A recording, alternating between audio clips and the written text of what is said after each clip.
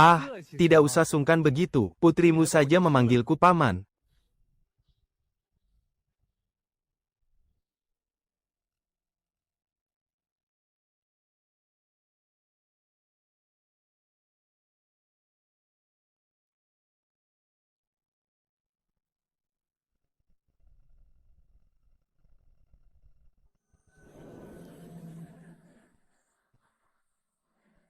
Ayah sudah pergi ke toko obat keluarga Chen selama tepat 1 tahun. Sudah janji 1 tahun. Sudah selesai dibaca, aku baru baca sampai bab 3. Catatan tentang rumput pembeku darah itu salah. Di buku tertulis sifatnya hangat dan rasanya manis. Padahal sebenarnya, ada sedikit rasa pahit. Penulisnya pasti lupa menuliskannya, Tuan Muda Lu. Dari mana Anda tahu? Aku. Waktu ayahku meracik pil obat, aku sering melihatnya dari dekat, Lo.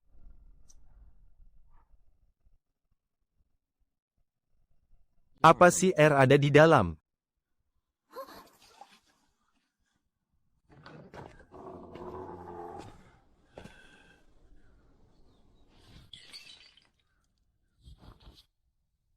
Ini Sao Hua. 1 tahun tidak bertemu. Dia terlihat seperti 20 tahun lebih tua.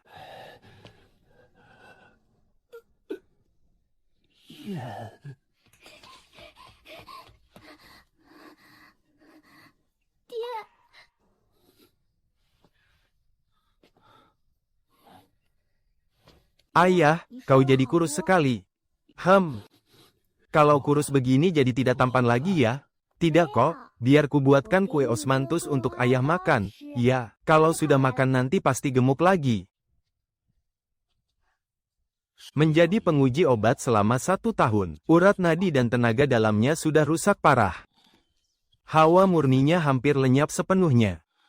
Tingkat kultivasinya bahkan turun drastis hingga di bawah tahap awal tingkat 1. Apa masih bisa disembuhkan? Bisa.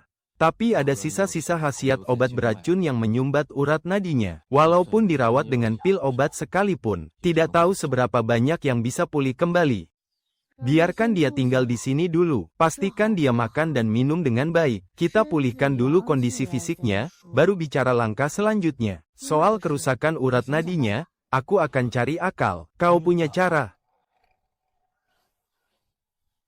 Ayah, soal buku catatan pengobatan dari keluarga Chen itu, apa ayah pernah membacanya? Pernah. Memangnya ada apa? Apa di dalamnya ada tertulis? Efek samping yang disebabkan oleh sisa-sisa racun obat tersebut. Apakah keluarga Chen mau bertanggung jawab? Tidak. Di dalam kontrak itu cuma tertulis, jika terjadi pertaruhan nyawa selama masa uji coba obat, keluarga Chen hanya akan memberi kompensasi 50 batu spiritual saat masanya berakhir. Soal efek samping setelahnya, mereka sama sekali tidak menyinggungnya. Nak, apa maksudmu menanyakan soal kontrak itu barusan? Bukan apa-apa. Aku cuma ingin memastikan. Apakah keluarga Chen benar-benar tidak menyisakan jalan keluar setiap kali bertindak? Kerusakan jalur meridiannya luar biasa parah. Energi spiritualnya nyaris habis total. Sisa racun dari obat keluarga Chen itu sudah seperti parasit yang menggerogoti tulang, mengakar kuat di dalam organ-organ vitalnya. Kalau dibiarkan saja, dia paling lama cuma bisa bertahan hidup 1 tahun lagi. Untuk bisa menyembuhkannya sampai tuntas, harus menggunakan pil penawar racun tingkat tinggi. Tapi sekarang, aku bahkan tidak punya resepnya. Khasiat dari pil pemulih vitalitas sudah tidak mempan lagi. Kalau keluarga Lu ingin benar-benar bangkit kembali, dan kalau racun di tubuh Sao Hua ingin dihilangkan, aku harus secepatnya menembus batas pembuatan pil pengumpul energi ini. Pil pengumpul energi butuh proses pemurnian 3 jenis tanaman obat lebih banyak daripada pil energi murni. Butuh 2 tahap tambahan untuk mengontrol suhu, dan tingkat kesulitannya pun berlipat ganda. Aku sudah mempelajari resep ini selama 3 hari, malam ini harus berhasil. Ritme penyaluran energi saat proses peleburan ini salah. Sifat dari rumput bintang dan bunga penyimpan energi saling bertolak belakang. Harus diberi jeda setengah tarikan napas sebelum dimasukkan. Tingkat kemurnian bunga penyimpan energi kurang tinggi. Kotorannya memicu penolakan. Akurasi kendali suhunya meleset sedikit saja.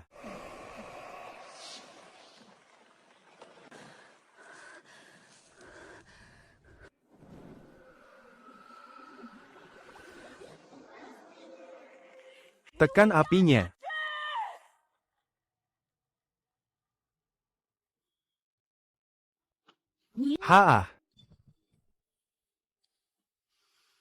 Satu pil ini dibayar dengan 9 kali kegagalan. Belum bisa dibilang memuaskan, tapi setidaknya ini membuktikan satu hal. Aku bisa meraciknya.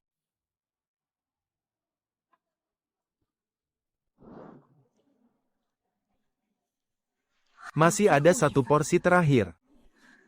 Porsi ke-10.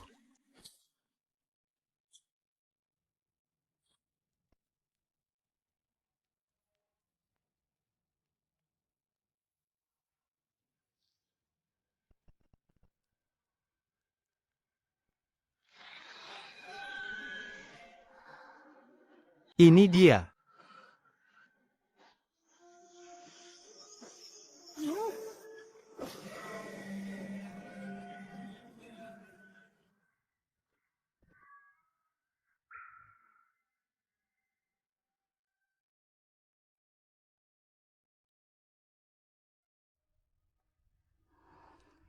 Khasiat obatnya sangat murni, tidak ada kotoran sama sekali. Kebuntuan yang menahanku berhari-hari ini akhirnya tertembus juga.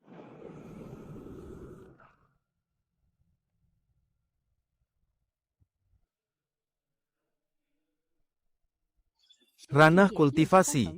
Tahap pemupukan energi tingkat 3. 4 butir pilki, harga pasarnya 16. Modal 10 set bahannya, 20 batu roh. Masih rugi batu roh. Tapi, asalkan aku terus berlatih, dan terus meningkatkan tingkat keberhasilannya, seiring berjalannya waktu, keuntungannya pasti bisa menutupi modal. Tuan muda Lu, Bibi Wu menyuruhku memanggil Anda untuk sarapan. Mengerti, aku segera ke sana. Bau gosong itu lagi. Tuan muda Lu, ayah Anda pasti membuat pil lagi ya semalam. Keahlian ayahku memang kurang bagus. Meledak lagi ya, Paman Lu juga pasti kesulitan.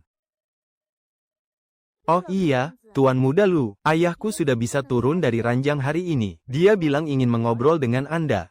Baiklah, setelah makan aku akan ke sana.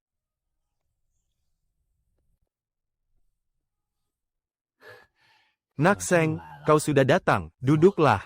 Paman Sao, bagaimana kondisi tubuh Paman? Sekarang, sudah jauh lebih baik dari beberapa hari yang lalu. 2 butir pil ki dari ayahmu itu benar-benar manjur. Titik-titik yang tersumbat di aliran nadiku, sudah mulai terbuka sedikit. Nakseng, aku tahu keluarga Lu sekarang juga sedang kesulitan. Jadi, tidak perlu lagi menyisihkan obat untukku. Nyawaku ini sudah untung bisa diselamatkan. Bisa keluar hidup-hidup dari toko obat keluarga Chen saja. Sudah merupakan anugerah yang luar biasa bagiku. Paman Sao, Paman sudah setahun berada di toko obat keluarga Chen. Apa Paman tahu persis bagaimana situasi di sana? Apa yang ingin kau ketahui? Apa saja? Semua yang Paman hadapi, yang Paman lihat, dan yang Paman dengar. Pemilik toko obat keluarga Chen itu bernama Chen Feng. Dia adalah sepupu dari Chen Chang. Kultivasinya berada di tahap 3 pengumpulan Qi. Di luar, toko itu memang terlihat menjual obat jadi dan bahan herbal. Tapi, bisnis yang benar-benar menghasilkan uang ada di halaman belakang. Di sana, ada sebuah ruang rahasia. Ruangan itu khusus digunakan untuk membuat pil obat eksperimental. Selama setahun aku dikurung di sana. Ada lebih dari 100 jenis obat yang diuji cobakan pada tubuhku. Sebagian besar adalah produk gagal. Reaksinya macam-macam setelah ditelan. Yang paling ringan, bisa membuat muntah-muntah dan diare parah. Berdarah dari ke-7 lubang di wajahnya. Aku pernah melihat sesama penguji obat yang tubuhnya sekuat diriku. Seorang pendekar alam Houtian tingkat 9. Fisiknya jauh lebih tangguh dariku. Tapi saat bulan ketiga, Dia mencoba sejenis pil obat racikan baru. Saat itu juga organ dalamnya hancur, dan dia mati seketika. Pil obat eksperimen semacam itu. Apakah racikannya murni buatan keluarga Chen? Bukan. Itu resep dari pihak luar. Setiap 1 atau 2 bulan sekali, akan ada orang yang mengirimkan resep pil baru dari luar. Tuan Chen Feng meracik obatnya sesuai resep tersebut, lalu menyuruh kami untuk menguji efeknya. Siapa orang luar itu? Aku sama sekali tidak tahu. Aku ini cuma pion penguji obat. Mereka tidak akan membiarkanku mencampuri urusan semacam itu. Tapi pernah suatu ketika, saat aku sedang menunggu giliran uji obat di ruang rahasia, tembok di ruangan sebelah ternyata tidak terlalu kedap suara. Aku tak sengaja mendengar Tuan Chen Feng sedang berbicara dengan seseorang. Suara orang itu belum pernah kudengar sebelumnya. Dia berkata kepada Tuan Chen Feng, kalau deretan resep ini adalah pemberian dari para petinggi, mereka memerintahkan keluarga Chen untuk menyelesaikan uji coba obat ini dalam waktu maksimal 2 tahun, dan segera menyaring resep mana saja yang benar-benar ampuh. Para petinggi, ketua keluarga Chen, Tuan Chen Chang, sudah berada di alam pemadatan Qi tingkat 5. Belum lagi ada sosok leluhur yang kabarnya sudah mencapai tingkat 8 pemadatan Qi. Pihak yang berani seenaknya memberi perintah pada keluarga Chen, setidaknya pasti tokoh sakti di alam pembentukan pondasi, atau bahkan lebih tinggi dari itu. Oh iya, di bawah halaman belakang keluarga Chen juga ada sebuah lorong rahasia. Dulu, pernah suatu malam efek racun di tubuhku tiba-tiba bereaksi. Dalam keadaan setengah sadar, aku berjalan sempoyongan ke halaman belakang. Kakiku tanpa sengaja menginjak sebuah lempengan batu yang longgar. Ternyata di bawahnya kopong. Ada embusan angin yang keluar dari celah-celahnya. Lalu, apa yang terjadi setelah itu? Setelah itu aku ketahuan, dan dipukuli habis-habisan. Aku disekap di ruang isolasi selama 3 hari penuh. Sejak kejadian itu, halaman belakang selalu dijaga ketat oleh 2 orang pengawal tambahan. Mereka tidak pernah lagi membiarkanku mendekati area tersebut. Halaman belakang apotek keluarga Chen menyimpan ruang rahasia dan jalan bawah tanah. Menguji resep ramuan untuk orang-orang di atas sana. Menarik juga. Paman Sao, apa paman sudah menceritakan hal ini pada ayahku? Belum pernah. Untuk sementara, jangan katakan hal ini kepada siapapun, termasuk Yaner. Tuan Muda Seng, apa yang hendak Anda lakukan? Bukan apa-apa. Paman Sao, tenanglah dan fokus pulihkan tubuhmu. Keluarga Lu saat ini memang tidak terlalu kaya raya, tapi untuk merawat paman seorang, kami masih lebih dari mampu. Urusan kedepannya, biar kita pikirkan nanti perlahan-lahan. Tuan Muda Lu, aku sedang memasak bubur kacang merah untuk ayah. Tuan Muda mau mencicipinya? Tidak usah. Kakek. Paman Sao Hua baru saja bilang, ada jalan rahasia di bawah halaman belakang keluarga Chen, dan mereka sedang menguji resep ramuan untuk orang-orang di atas. Jalan rahasia. Menguji ramuan. Orang-orang di atas. Seng, kau jangan ikut campur dalam urusan ini. Anggap saja kau tidak pernah tahu apa-apa. Kakek sudah lama curiga kalau ada orang kuat di belakang keluarga Chen. Ahli ramuan keluarga Chen tidak pernah menampakkan batang hidungnya, tapi mereka memborong bahan obat-obatan dalam jumlah besar sepanjang tahun. Dan itu mencakup segala jenis khasiat. Ini benar-benar sangat mencurigakan. Intrik di kota Changyun ini terlalu dalam dan berbahaya. Kita tidak bisa tinggal lebih lama lagi. Tunggu sampai kau berhasil menembus tahap pemurnian Qi tingkat 4. Keluarga Lu akan ikut bersamamu. Dan pindah menetap di pasar pinggiran Sekte Biluo.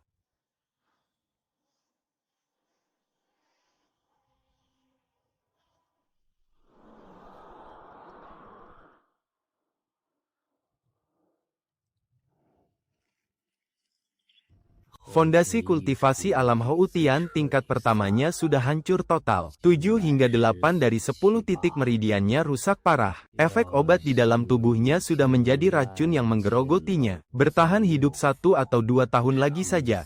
Sudah batas maksimal bagi organ dalamnya. Ayah, ayo makan buburnya. Enak sekali.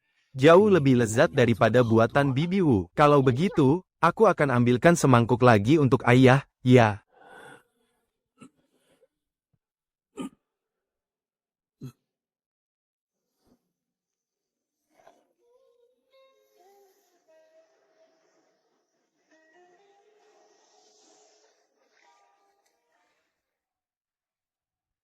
Tuan muda Lu, malam ini kita membuat sup ayam. Bibi Wu bilang, dia memasukkan beberapa potong akar ginseng tua ke dalamnya.